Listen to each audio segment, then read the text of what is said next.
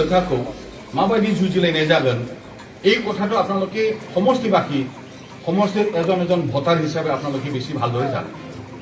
ইয়াত বিপৰীত পক্ষত UPPLৰ যেটো প্ৰাৰ্থী কোন হয় এই কথাটো আৰু মই ক'বলগীয়া নাই। UPPLৰ 5টা বছৰ চৰকাৰৰ সময়ত এজন EM আছিল ৰাকেশ ব্ৰহ্ম। তো এই 5টা বছৰত তেখেতৰ কাৰ্যকলাপ কথা বতৰা চিন্তাধাৰা মানসিকতা আৰু সমাজ সেৱাৰ কাৰণে তেখেতৰ যেটো মানসিকতা কেনেকুৱা ধৰণৰ 5টা বছৰ তেখেতে সময় পাৰ হৈছে পাৰ কৰিছে এই কথাটো পুনৰ মনেশ্বৰ ব্ৰহ্ম ডাঙৰীয়াৰ লগত কোনো তুলনামূলক নহয়।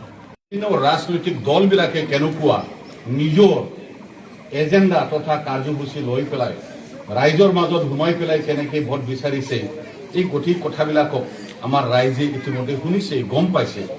আৰু যেতিয়াই নিৰ্বাচনটো আৰু বেছি ওচৰ চাপিব তেতিয়া নিজৰ নিজৰ যেটো ইস্তাহাৰ তথা মেনিফেষ্টো সেই ইস্তাহাৰবিলাকত আৰু বেছি স্পষ্ট হ'ব।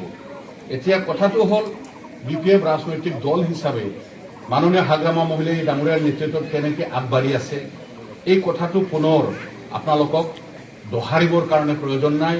ইতিমধ্যে কাম্পা বৰগোহাঁই ডাঙৰীয়াই নিজৰ চমু বক্তব্যৰ মাঙৰীয়া কণ্টেষ্ট কেনেকুৱা হ'ব যুঁজ কেনেকুৱা হ'ব এই কথাকো মাবায়দि जुजिलायनाय जागोन এই কথাটো আপোনালোকে সমষ্টিবাসী সমষ্টিৰ এজন এজন ভোটাৰ হিচাপে আপোনালোকে বেছি ভালদৰে জানে।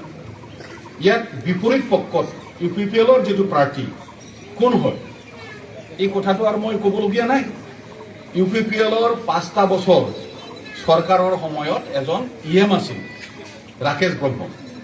তো এই 5টা বছৰত তেখেতৰ কাৰ্যকলাপ কথা বতৰা চিন্তাধাৰা মানসিকতা আৰু সমাজ সেৱাৰ কাৰণে তেখেতৰ যেটো মানসিকতা কেনেকুৱা ধৰণৰ 5টা বছৰ তেখেতে সময় পাৰ হৈছে পাৰ কৰিছে এই কথাটো পুনৰ মনেশ্বৰ ব্ৰহ্ম ডাঙৰীয়াৰ লগত কোনো তুলনামূলক নহয়।